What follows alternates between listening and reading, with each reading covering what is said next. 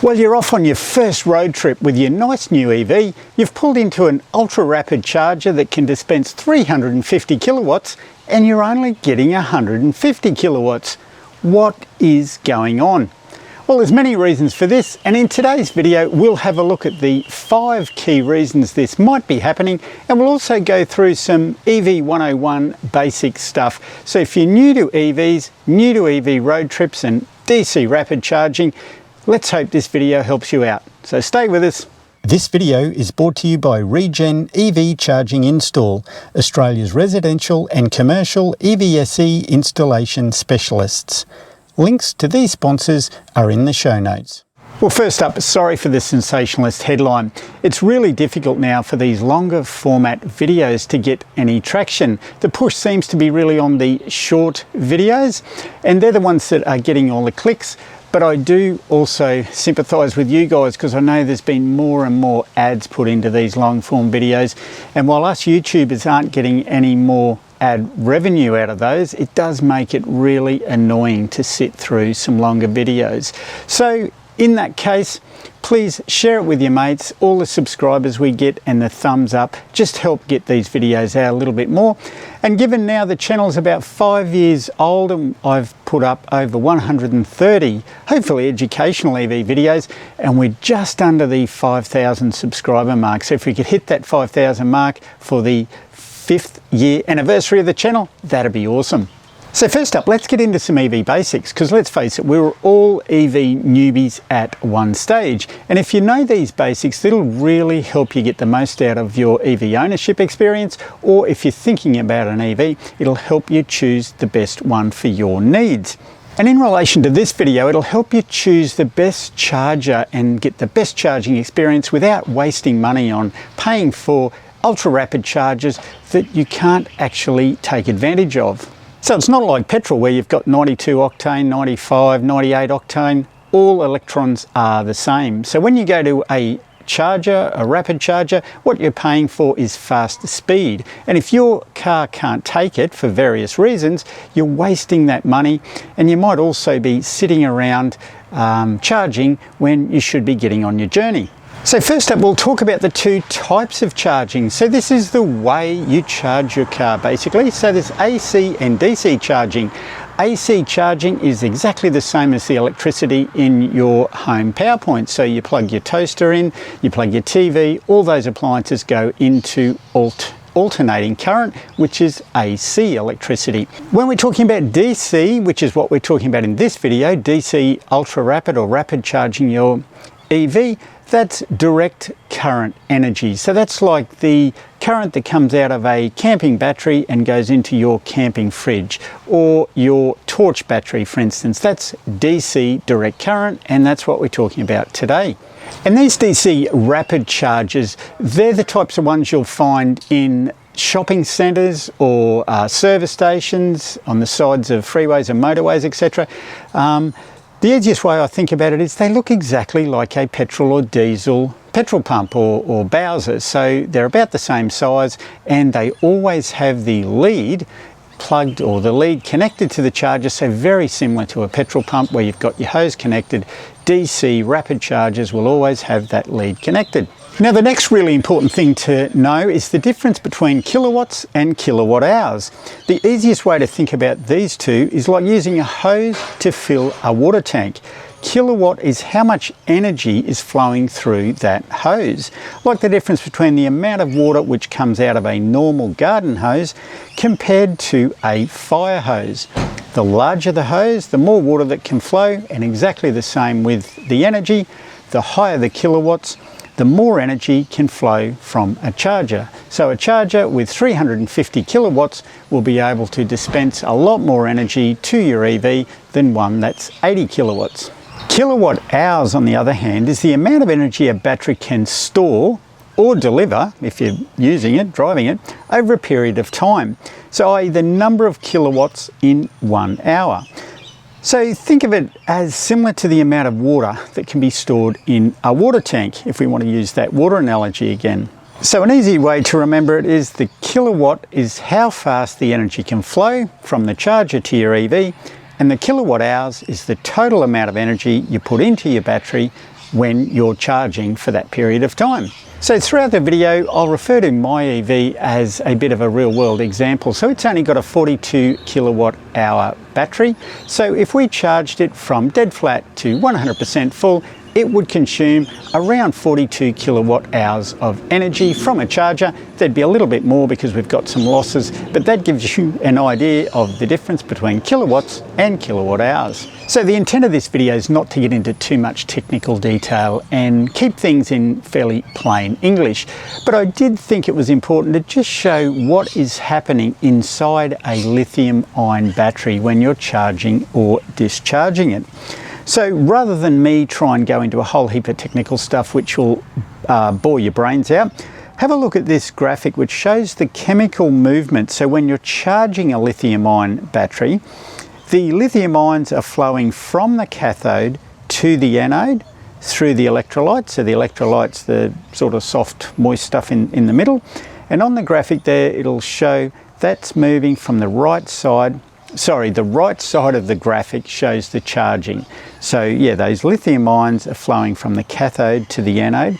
And when you're discharging it, so basically when you're driving your car, the lithium ions are flowing in the opposite direction, and that's shown by the left-hand side of that graphic there. So yeah, worth sort of just understanding the basic chemical, I guess, composition and the movement of that chemical energy when you're charging and discharging an EV. So to set the scene as part of the example, a couple of years ago we took our little ZS EV down for a trip to Sydney. So it was midsummer, we're on a family road trip, Brisbane to Sydney, round trip, around 2,000 kilometres, so quite a decent trip for a small battery EV. As I mentioned, it's got a 44 kilowatt hour battery when it was new. That's about 42 kilowatts usable. We needed to stop every couple of hours to charge because of the small size of that battery. Now look, that was ideal because we could stretch our legs, kids could jump out and have a run around, we could grab a coffee or some food, also go to the toilet. So stopping every couple of hours is not a problem. Whether you've got an EV or an internal combustion engine, you generally stop for that amount of time anyway. So that was great if charges were evenly spread every couple of hours, but as we know, that doesn't happen, and also as we know, some chargers are out of action sometimes. And believe me, 3-4 years ago when we done this trip, there was a lot more chargers out of action than there is today, and there was also less chargers. So the example we're going through here now, things have improved, and then there was other times that our battery was very low state of charge, and we needed to sit and charge to 100% because of the distance between the charges. We didn't have enough to get to the next charger. So there was lots and lots of complications with that trip. And even if we plugged into a 350 kilowatt hour charger, we didn't get those sorts of speeds. And we're going to find out through this video with these 5 points we're going to look at just why that is. So the first thing you need to be aware of is the maximum charging capability of your EV. So not all EVs are built the same, and you need to know the AC charging capability and the DC charging capability because they will definitely be different, and the AC one will be a lot lower than your DC one. But as I said, this video is focusing on DC today. So our MG has a 7 kilowatt hour AC and an 80 kilowatt hour DC charging capability. So straight up, when we were plugging into those 350 kilowatt chargers, there was absolutely no way we could get that because our car wasn't capable of it. But unfortunately, in a lot of the cases, or the charge stations we pulled up, they were the only chargers there. And so we were paying a premium price for those fast chargers that we absolutely knew we couldn't even take the best ability of, I guess, before we even plugged in.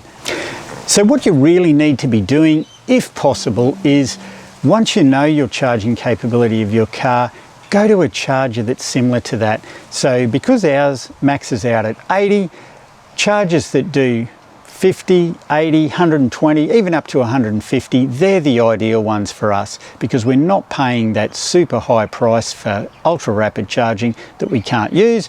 So we're just paying enough to get an optimal charge.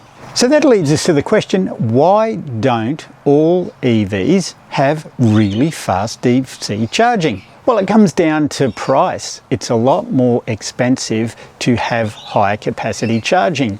So that's why you'll find even with AC charging, the cheaper cars generally only have 7 kilowatt AC.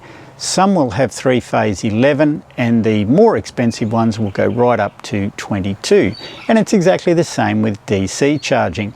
And the primary reason these are more expensive is the electronic components that go into it. So more components, more expensive.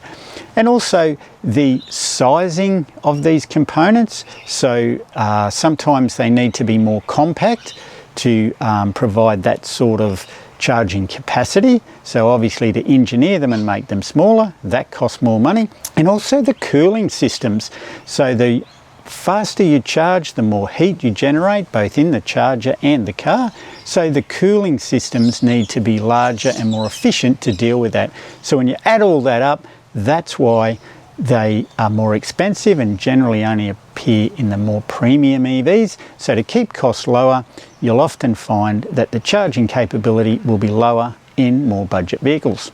Now, it's too much for this video, but just be aware there is a difference these days between voltage architectures. So historically, EVs generally had 400 volts. Now we're starting to see the premium, more top-end vehicles have 800 volts, and some even have a hybrid that can deal with both. Now, as I said, we won't go into that in this video. If you'd like to know more about that and you'd like me to do a video on that, leave some comments in the show notes, and if we get enough comments, we might look into that one. Okay, so the number 2 thing is the battery state of charge, and this is normally shown as a capital S, small o, capital C, state of charge. So this basically means the amount of charge that's left in your battery. Now, generally EV batteries will charge fastest when the state of charge has been between 20 and 80%. So that allows them to pump or accept a lot of charge, but if you get outside that, things will slow down. So generally between 10 and 15 is considered a low state of charge, and above 85 plus is considered a high state of charge. So just be aware that this does vary between EV brands and models, and we'll show a graphic shortly that shows that. And it's also related to the charge curve, and we'll talk more about that soon. But if a battery is nearly fully flat or fully charged, they'll charge very slowly, irrespective of how powerful the charger is. So again, if you're plugged into one of those really high-powered chargers and your battery's nearly full, you're not going to get very fast charging. So again, I'll go back to our water example. So if you're filling a drum with water from a fire hose, you'll generally start out slowly, otherwise you'll be splashing water everywhere. And then once you've got a little bit of water in there, you can open the valve up and you can pump the water in really quickly. And then as you get to the top of the drum, you're generally going to slow that tap down again so that you don't overflow it. So it's the very same principles when you're putting energy into a battery.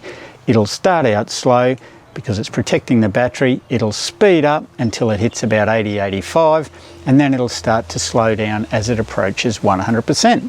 And why is that important? Well, all the stuff we're talking about today is controlled by a BMS, or a battery management system. And the reason that that is in every EV is to protect the battery and make it last longer. So these are a very important piece of kit, and they control everything to do with your battery, from temperature, charging, discharging, all those sorts of stuff.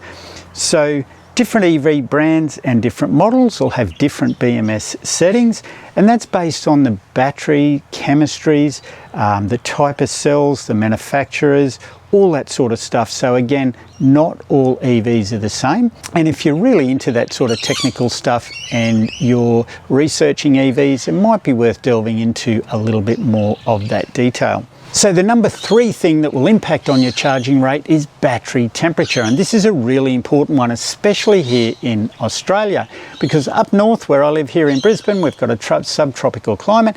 It's quite warm most of the year, and in summer it is really hot. If you go over to the west coast in Perth, you know, again, really high temperatures.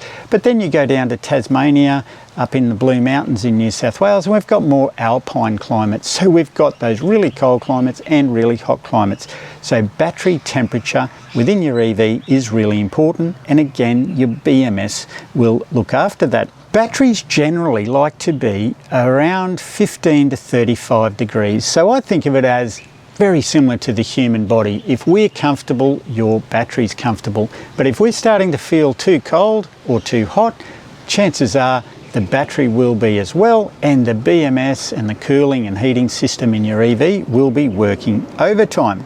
And again, the reason you want to control that battery temperature, not only for the longevity of the battery and the health of the battery, but it also impacts on your charging speeds. So all modern EVs have what we call active liquid cooling. So they've got a coolant running around. It runs through the radiator at the front of the car. It's pumped through the electric or components, so it goes through your inverter, it goes through your electric motor, and it also goes through your battery. And some EVs have a warming function as well. So again, for those alpine type climates, if you live in one of those areas, you might want to look more into the temperature management of the battery and see if your EV has a warming function so that it can warm that battery up on those really cold days, because that will assist with your charging speeds.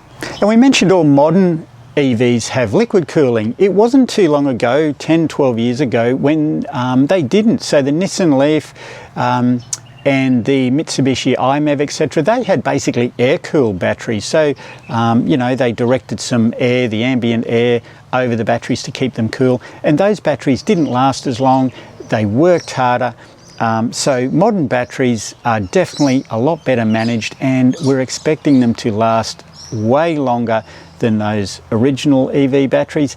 And indications are, now that we've had liquid cooled batteries around for sort of 10 years or so, it's looking like batteries are probably going to outlast the car. So you don't need to worry too much about this stuff. The BMS will look after it for you. But again, if you plug in with your 350 kilowatt charger and it's a very hot day or it's a very cold day, you are not going to get your 350 kilowatts because the battery probably won't be at that optimal temperature. Now, cold battery temperatures are mainly caused by cold ambient temperatures, so like we said in those alpine sort of areas. Hot battery temperatures can be caused by hot ambient temperatures, like we have here in the middle of summer in Brisbane. However, batteries also heat up in use. So when you're driving your EV, particularly if you're accelerating hard, if you're on a mountain road and maybe you're towing, and you're accelerating around corners, you're coming down hills and you're de-accelerating, so the regen braking is working and that's pumping a lot of energy into the battery. That will heat the battery up as well. So there's a couple of things that will heat your battery up. So number 4 is the charging curve, and we briefly mentioned this one when we were talking about state of charge. But the charging curve, and I'll put a graphic up there that helps to explain it. In simple terms, it's the amount of energy which can be pumped into an EV battery over a length of time. So the curve itself is related to the state of charge, as we mentioned before. Starts off slow, speeds up, then slows down again as it approaches 100% or being fully charged. Now, I was going to record this video inside where I had my whiteboard and I was going to do some drawings, etc., but it was such a beautiful day I thought I'll come outside here to shoot the video, hence why I put the graphic in there. The key thing to remember is it's not linear, so it doesn't just start and just go up nice and steady like that, and different models have different state of charge curves. So I'll put a graphic up there that overlays that as well. The graphic's a little bit old now, so there's a lot of newer models with different sort of charging curves, but it's worth knowing that charging curve of your EV. So here we are, the grand finale, number 5. Now I'm going to cheat a little bit because there is a couple of factors in here, but they're only short ones, so we'll combine it. So there is a few other factors. Now these are ones, let's say they're outside your EV. So all the other ones we talked about were directly related to the EV you own. These ones are external factors. So we talked about ambient temperature. So obviously on extremely hot days or extremely cold days, that's going to have an impact, except it will have an impact on the charging infrastructure. So before we were talking about it impacting the battery in your car, don't forget about the infrastructure you're plugging into. So the electronics inside the chargers are also impacted by how hot or cold the day is. So that affects their efficiency, the electronics within them. They also have HVAC systems, so they have mainly cooling systems. But some in really extreme cold areas do have heating systems as well. So they have similar sort of systems inside them to make them work efficiently, as does the EV with its BMS. Okay, another one that is impacted is the grid stability and the grid capacity. So obviously chargers are part of the grid. They're an appliance that's hooked to the grid. Now the energy that's feeding into those charge stations can fluctuate. So you've got shopping centres or industrial areas or service stations. Yes, they will have big transformers and main lines going into them, but all sorts of things can happen, as we know, in the grid, and that stability of the grid can fluctuate, so that can have an impact on your charging session as well.